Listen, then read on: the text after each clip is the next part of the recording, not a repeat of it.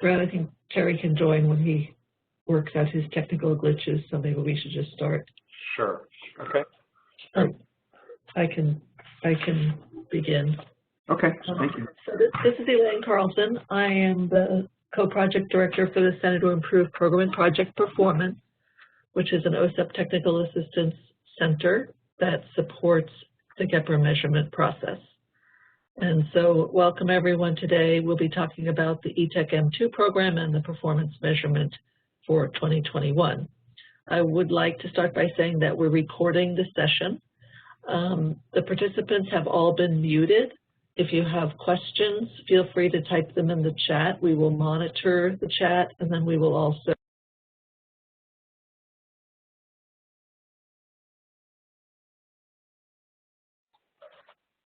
Elaine, we just lost you. There you Sorry, is there anything else that you wanted to add, Brett? No, you were saying that we type things in the chat. We will work on those and respond as we go. And we'll also have a Q&A session at the end. Yep. Okay, Angie, next slide. So the purpose of the webinar is to describe the process for collecting the program measures and clarify what's expected for the 2021 GEPRA data collection.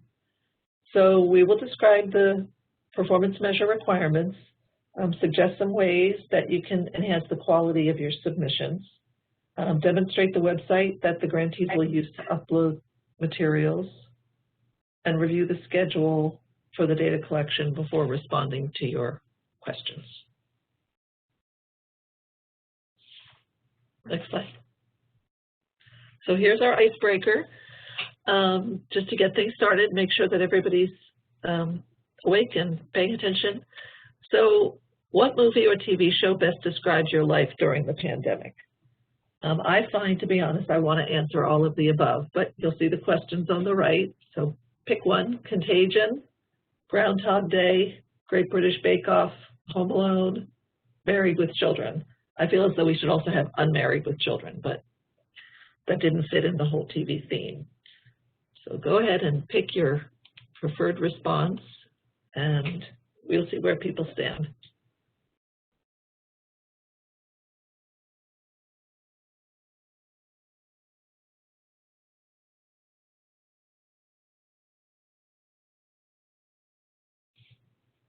Okay, we have lots of Groundhog Days. That seemed to have been the winner. I still don't know what day of the week it is. You would think that by now I would be past that problem. But okay, next slide, Angie.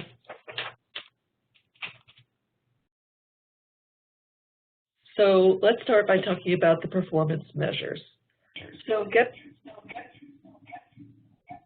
Can you hear me? I apologize. Yeah.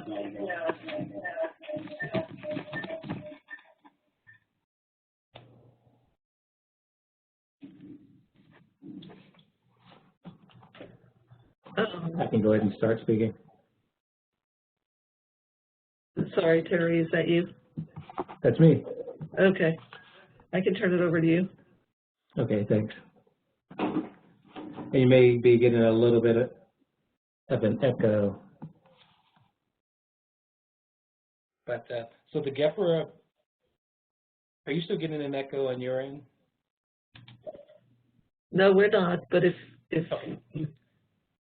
if you want me to continue, So just let me know. I'll go ahead and continue. So the GEPRA requires performance assessments of government programs for the purpose of assessing agency performance and improvement. As you know, the Office of Management and Budget, together with the federal agencies, determines how programs will be assessed, and Congress uses program performance assessment data to justify program performance, or program funding, I'm sorry. Next slide. So OSEP reports progress on program performance measures annually to LMB and Congress, and this provides an aggregate picture of performance.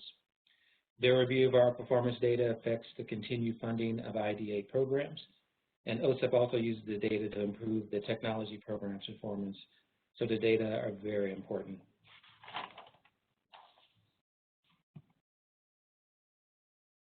Annual technology program performance measures include quality of new service, product, or video clips, relevance of new service, product, or video clips, usefulness of new service, product, or video clips, and the efficiency of the technology program, which includes cost per unit.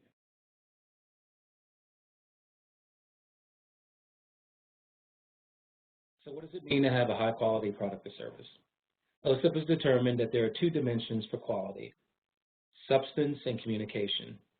The substance dimension is, does the product content or the content delivered through the service reflect evidence of conceptual soundness and quality, grounded with current research or policy? The communication dimension is the product content or content delivered through the service presented in such a way so as to be clearly understood, as evidenced by being well organized, free of editorial errors, and appropriately formatted. The independent panel of reviewers judges the quality of product or service by scoring each dimension on a 4-point scale, ranging from 0, very low, to moderately low, 1, 2, moderately high, or 3, very high. In addition, the score for the substance dimensions is double-weighted, which means that the services can receive a 0, 2, 4, or 6 points for substance. And together, the two dimensions can add up to as many as 9 points. And all scores of 6 or higher are considered to be high quality. So what it means to have a highly relevant product or service. OSIP, again, has determined that there are 3 dimensions for relevance: need, pertinence, and reach. The need dimension is, does the product or content delivered through the service attempt to solve an important problem or deal with a critical issue? Pertinence dimension is, does the product or content delivered through the service address a problem or issue recognized as important by the target audience or audiences? And the reach dimension is, to what extent is the product or content delivered through the service applicable to diverse segments of the target audience? The independent panel of reviewers judges the relevance of our service by scoring each dimension on a 4-point scale, very low to very high.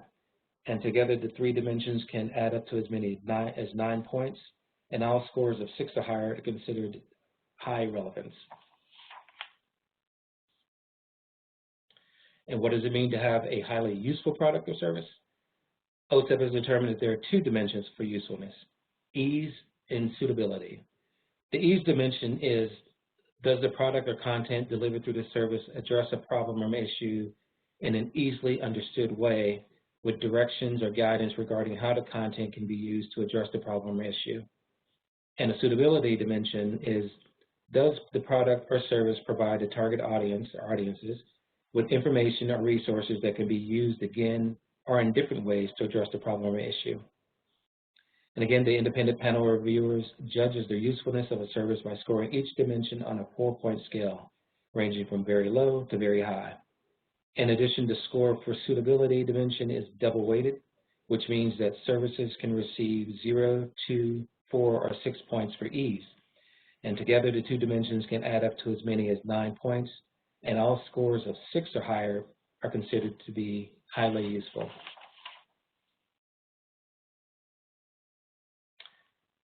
So how is efficiency reviewed? There are additional measures specifically for our accessible educational materials, which is the 327Z projects, the media description projects, and the National Instructional Materials Access Center. We calculate the federal cost per unit of accessible educational materials funded by the technology program, video description funded by the technology program, and the accessible educational materials from the NIMAC. And it's important to note that the costs are collected through requests through the email from the OSIP project officer for these measures. All technology program media services in their 2nd through the 5th year funding and all of the 327 grants receiving funding in 2020 participate in the QRU review. Thank you, Terry. I'll start up here. My name is Brad Keller. I'm a member of the SIP team, and I'm going to talk a little bit in more detail about the data collection process. And before I get started, I want to point out that there are no major changes between this year and last year. So if you've done this before, this is going to seem familiar to you. For the 327 grants, not the media service grants, SIP asked that I'm hearing a little bit of echo. If you aren't speaking, could you please mute? Thank you. For the 327 grants, not media service grants, SIP first asked for a list of up to 10 new products and 10 new services released in fiscal year 2020, which is October 1st, 2019 through September 30th, 2020. SIP will randomly select one item from each list, and these are the new products and new services that will be reviewed. When developing your list, remember that you don't have to include 10 new products or services. 10 is just the maximum. And so focus on listing the major products and services you released for the first time in FY 2020. For media projects, you submit 3 video clips of your choice, but they must be at least 3 minutes each, and as well as the new media description guide, which we'll discuss in a moment. Next slide. As part of the description guide, grantees specify whether the products and services are policy-based or evidence-based. Evidence-based products and services are reviewed for quality by the science expert panel. Policy-based products and services are reviewed for quality by the stakeholder expert panel. All products and services are reviewed for relevance and usefulness by the stakeholder panel. We want to point out that evidence-based and policy-based products and services are of equal value. It's not better or worse to have an evidence-based or policy-based. There's really no difference in how much they're weighted or how they're viewed. It depends which group it goes to for review. The qualifications of the reviewers and the wording of the rubric are a little bit different, but other than that, it's the same process. Next slide, please. For purposes of performance measurement, how does OSEP define a product? A product is a piece of work in tangible or electronic form developed and disseminated by an OSEP-funded project to inform a specific audience on a topic related to improvement of outcomes for children with disabilities. That's a mouthful, I know. But examples are things like software or hardware products, journals or informational articles, research reports, booklets or pamphlets, modules, PowerPoint presentations, manuals, or web-based instructional materials. For the purposes of this performance measurement review process, maintaining a website is not considered to be either a product or a service. Other items not considered products include databases, meeting agendas, materials developed for one-time use by an individual, archive chats, conference proceedings, contact lists, and progress or performance continuation or evaluation reports. Those are not considered products. Next slide. For purposes of performance measurement, how does OSEP define a service? A service is work performed by an OSEP-funded project to provide information to a specific audience relevant to the improvement of outcomes for children with disabilities. Examples include providing captioning, video description, braille, or other accessible formatting, conducting training, providing technical assistance, leading and convening international informational meetings, and responding to inquiries. Next slide. The new product and the new service description guides are very important to the GEPR review process, and they need your time and attention. These guides are the primary source of information that the expert review panels consult when making their QRU ratings, the quality, relevance, and usefulness ratings. But they expect to see the actual product if possible. So they use the description guide as the primary source, but if the actual product is available, that's helpful as well. It may mean attaching a document or providing a link. If you record a meeting, webinar, or training session, include that link as well as any PowerPoints or handouts you might have. We encourage you to include these supporting materials along with each guide, but the guide itself must be complete. This is because the panelists are not required to read through the supplemental materials in their entirety, even though they usually do. So the guide itself should be a standalone document that is supplemented by these additional materials. Projects that complete detailed and clear guides with supporting materials make it easier for expert panel reviews to rate products and services for the quality, relevance, and usefulness. And simple distribute a set of tips for completing the guides that can be helpful. You have or will receive a copy to consult when developing your guides. Keep in mind that your project officer and SIP staff are always available and willing to have a conversation with you about this task and can even review a draft of your response. Next slide. We have a few questions here that we wanted to raise. So just to kind of as a check in the middle, so the survey should pop up on your right. And these are true, false. And I'll just give you a minute to read through them and give us your best idea. This will give us an idea of where people are.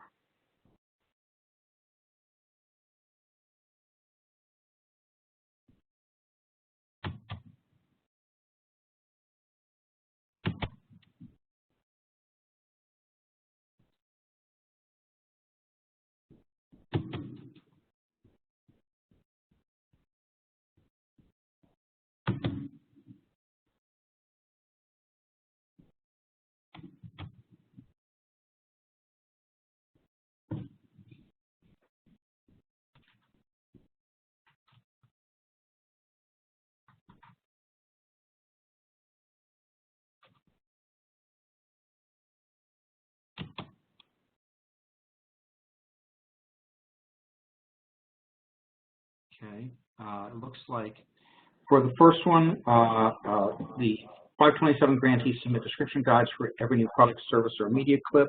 Most people saw that that was false, so that's good. It's not everyone, it's up to 10.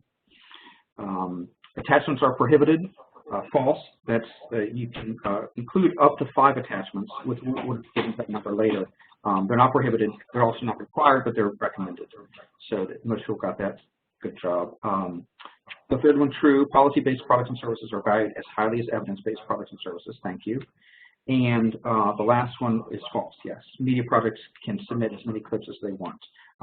We are asking for a set of 3. One set of 3 clips. All right, next slide. We have some examples here. The next few slides of quality, relevance, and usefulness text that people have submitted over the years that have been rated highly.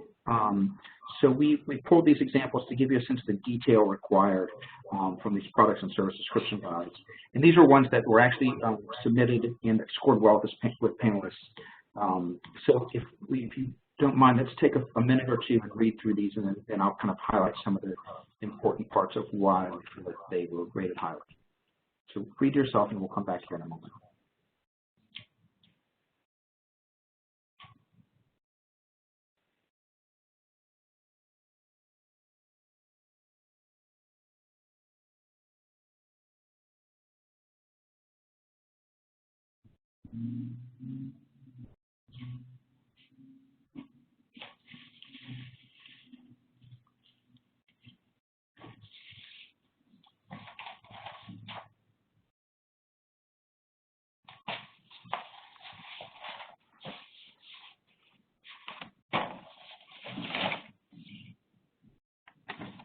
All right, thank you all. In both cases, the grantees, one thing that really stood out was the grantees named specific policy that links to their product and service. So in the first entry, they say the content was selected to support policies such as Common Core State Standards, standards for early learning, multiple content areas, specific standards development efforts such as college and career life, college, career, and civic life families.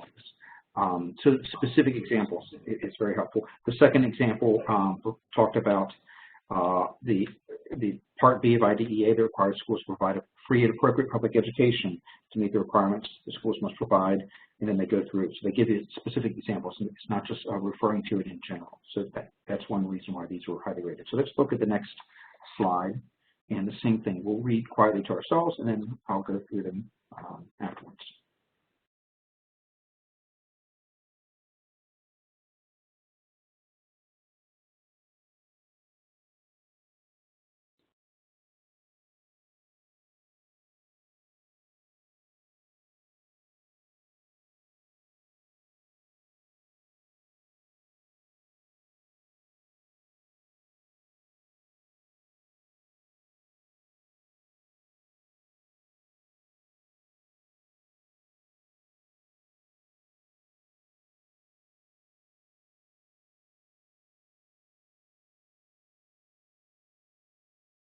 All right.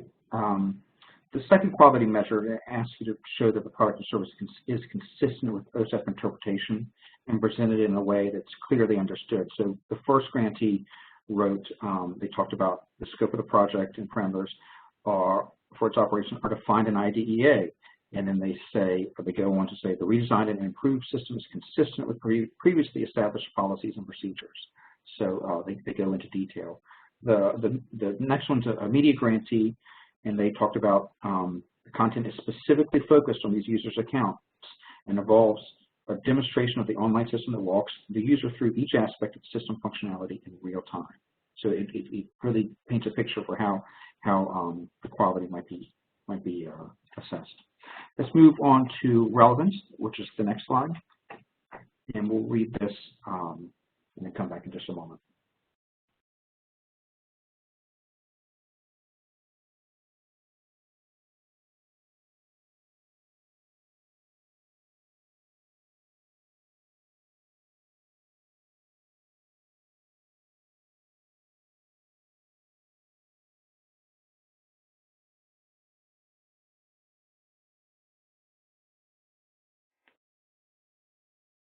Okay, and the first relevance measure asks the grantee to show that the content addresses an important problem or critical issue. And you can see that the grantee wrote the target audiences had varied levels of awareness of the spectrum issues related to accessibility of educational materials and technologies. And they go on later on, they say this service was developed to provide statutory and regulatory information as well as practical considerations and steps that stakeholders with different responsibilities and interests can take. So they walk through the relevance and how they assess and how they could demonstrate it. Let's move to the next example, another relevance. We'll read this and I'll come back in a moment.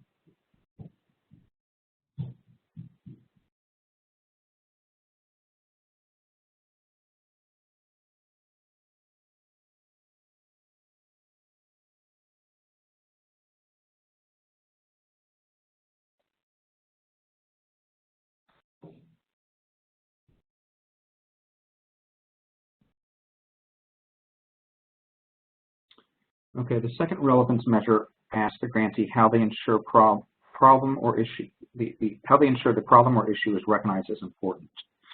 And this grantee, the example, they said the importance of the content was established by the stakeholders themselves. The service was developed, delivered, and disseminated in response to multiple repeated questions in the field for some level of clarification, and then they go on some more. So you can see, and I know this is somewhat tedious to read through these, and they're very dense, but it gives you a sense for the level of detail and the amount of examples and evidence that has been rated highly in the past that will give you a sense for kind of what the reviewers, the type of thing they're going to be looking for this very highly rated submissions. So let's move on to the third relevance example, and we'll read it, and I'll be back in a moment.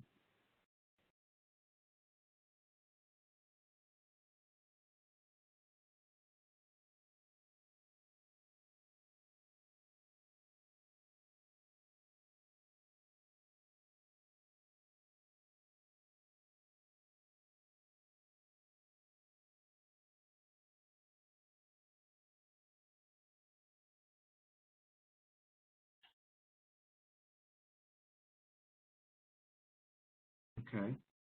The third relevance measure asks the grantees to show that the content is applicable to diverse audiences. And this grantee wrote that the content is applicable across the center's wide-ranging stakeholder groups. And then they list those groups: early learning, K-12, higher education, and then explain about the different sectors and a little more detail about that. So we thought that was a good example, and these, again, were rated highly. We're almost at the end. Let's go to the next one. We have two examples for usefulness. So let's read the first one, and I'll be back in a moment.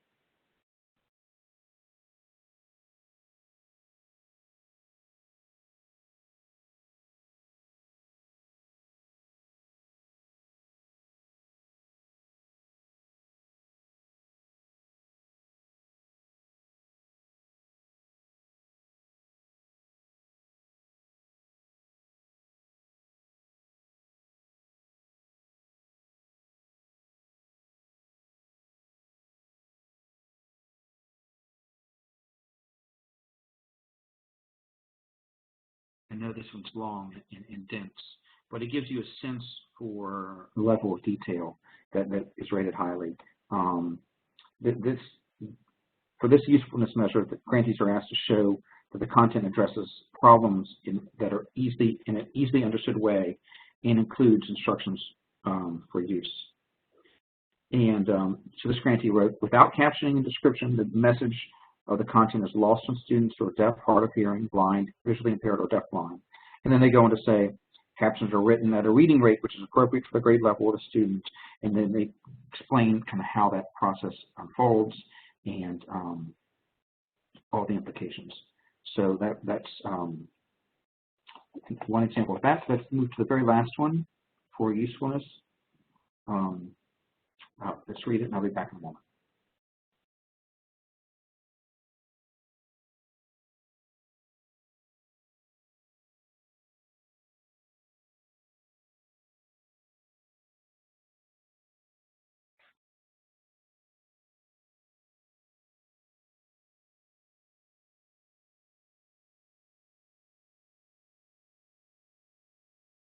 All right. The second usefulness measure asks the grantee to show how the content can be used again. And what this grantee with accessible content is available via a number of methods. And they say first, the project website, explain about that. Second, provide it with other technological means such as set-top boxes, and some detail about that, and they round it out. Additionally, the interactive transcript feature provides text-based access to program and accessibility content. So it really goes through the full spectrum of ways that this is useful. In addition to these examples, I do appreciate you again taking the time to read them and walk through them. I know it's not the most exciting way to spend your afternoon, but I appreciate it. But in addition to these examples, we do have an annotated description guide on the SIP website that you will be able to review. It goes through a complete description guide and notes where and how the critical content is presented. And that'll be available. Okay, let's go to the next slide. So let's talk a little bit about the nuts and bolts of what's being required and what's being asked of you all. This slide details the data collection methodology. Grantees upload a copy of their completed description guides and any supporting materials to our SIP site, which is sipsite.org. And be sure that the URL addresses for supporting materials for the products and/or services are marked clearly. And again, we note that we'd like you to limit your supporting materials to no more than 5 files per guide.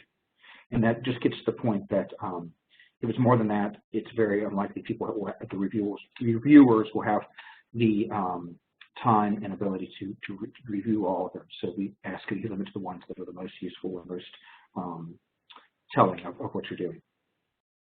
We'll get to this schedule in a few slides, but the deadline for you all to upload this is March 29th. But we'll get to that in a little more detail later. Next slide, please. As we described before, the panelists rate products and services against criterion for high quality, relevance, and usefulness using a 4-point scale ranging from very low to very high. And ratings of 6 or higher across the criteria are deemed of high quality, relevance, and usefulness. And that's what Terry went through earlier. So please give some thought to the products, services, and video clips you include. Sometimes products or services that are innovative and exciting, they don't necessarily have as much evaluative information as those that are better established. So take a look at the description guides before deciding what to submit either on your list or 10 products and services and selecting your clips. Next slide. So here's the schedule. The week of February 1st, the media and the 327 projects were notified about the GIPA process via email. By March 5th, we asked that the media projects upload 3 sample video clips and their media description guides to the SIP website. Also by March 5th, the 327 projects should upload their list of new FY 2020 products and services. Then by March 15th, SIP will notify the 327 grants which products and which services were selected and request product and service description guides for them. Finally, by March 29th, the 327 projects should upload 1 product description guide, 1 service description guide, and any supporting materials to the SIP website. And now I'm going to turn it over to my colleague Marielle, who is going to do a live demo of the SIP site. So take it away, Marielle. Thanks, Brad. Okay.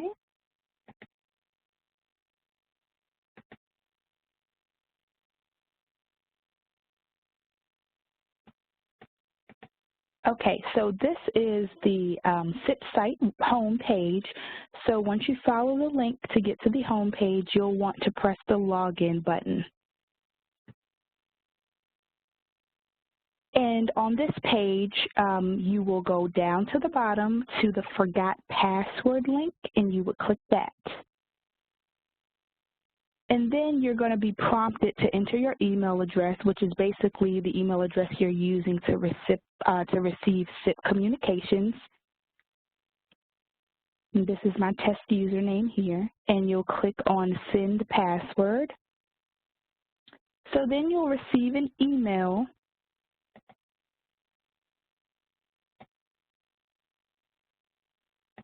And this email basically provides you with a temporary password so that you can set up your actual password.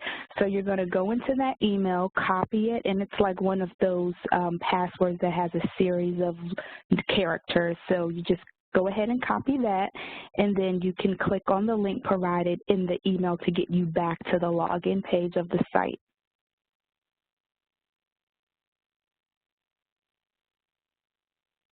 So now you'll be able to paste over that temporary password and go ahead and enter your username, which again is your email address, and press login.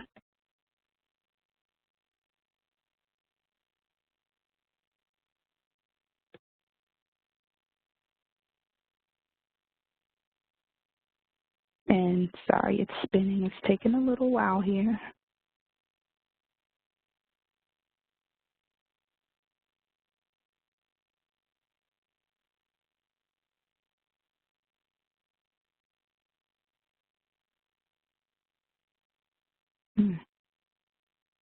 There we go. Okay. And so this is going to bring you to the page where you will actually create a unique password.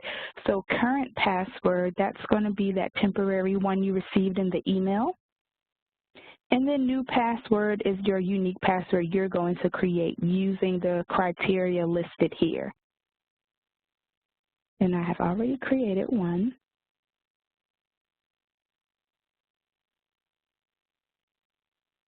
And then you go ahead and just enter that also in the last field to confirm it. They just want to make sure that what you're entering both times is the same so that you're aware of what you're putting as your password. And then reset password. Okay, and then you can continue to the home page. So here you're going to see 3 tiles, and the first two pertain to other technical assistance that the SIP Center provides. You are welcome to look at those, but the tile you will want to click is Conduct GEPA Reporting, and then QRU Review. And as you can see, we have other programs and that are completing this, but the view that you're going to get is pretty much customized to what you need to click. So you're basically just navigating your way through. You don't have too many, options of where to go. So pretty much what you're presented with is what you're going to click on to go ahead and navigate through our website library to get to where you need to go. And then on ETech M2 panel documents. So now once you get to this page, there are 2 folders. The guidance documents folders is where we have the resources pertaining to this data collection. So you will be able to find the recorded version of today's webinar here, as well as the PowerPoint that we're using. And Grantee documents is the folder where you will go to continue to find your grant-specific folder where you need to upload your documents. So once you've clicked on that, you can see there's a folder for each grant. So what you would do is just find yours, and you will go ahead and click on that. In there, you will be able to upload your documents. So there are two ways in which you can do that. You can click the upload button, and it'll just pull up like your, you can choose files that are on your desktop or in your documents folder and press OK, and it'll upload it that way. Or you can take something from your desktop or your file folder and drag it over and drop it here. And that's pretty much, that pretty much concludes what you need to do. And a helpful tip too is to make sure you're in the right folder. You can look up top, you should see your grant number and the name here to make sure you're in the right folder. And if you do have any issues with logging in, definitely give us a call or contact us. We will have our contact information a little later in the slide. Okay, so this concludes the demo part of today's webinar. Thank you, Marielle. We have a closing poll question, and this is a way for us to gauge if people have some specific areas that they would like to hear more about or get some more assistance, and we are going to record what your responses are to this. So the other participants won't be able to see who says what, but we can see that, and we will be in touch if you basically ask for some assistance here. So please fill out if there's any of these that you want some more info about, or none of the above, and submit.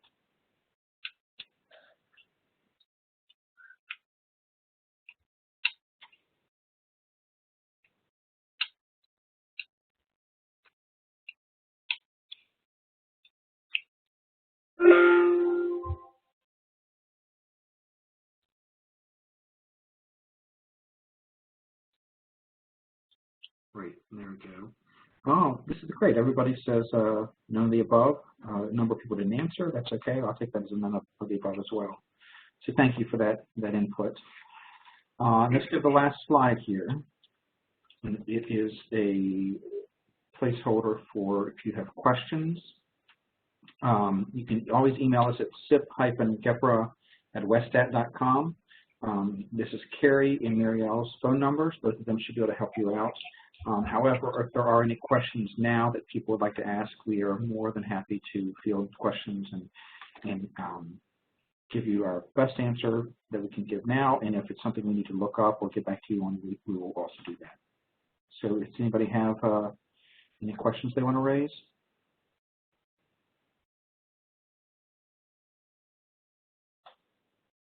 Hi, this is Carrie. I just want to make a note that both Marielle and I are on Eastern time zone, so if you give us a call and you're in another time zone, just keep that in mind.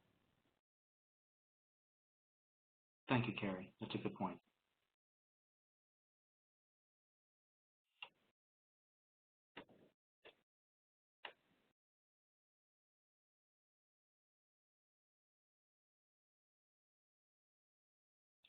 Anyone else? Going once? Okay. It sounds like you all, maybe everybody's an expert at this. They've done it before, perhaps, or you'll just reach out to us on your own time if you have questions. We are here to help. We look forward to your submissions, and please let us know if we can help out with anything or if you have any questions. Other than that, Terry, is there anything that you want to close out with? Or if not, we will just end the call.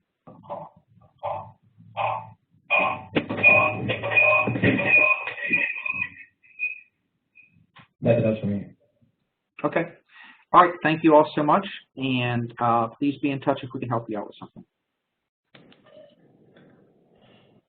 Thank you.